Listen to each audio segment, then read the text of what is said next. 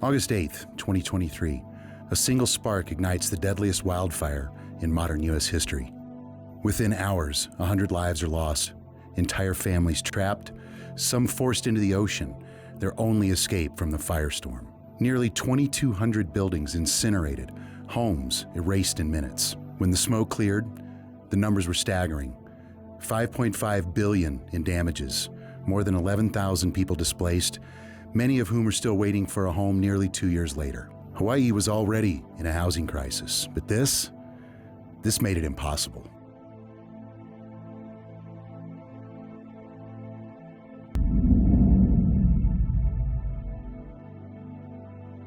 But on the neighboring island of Kauai, something extraordinary is happening.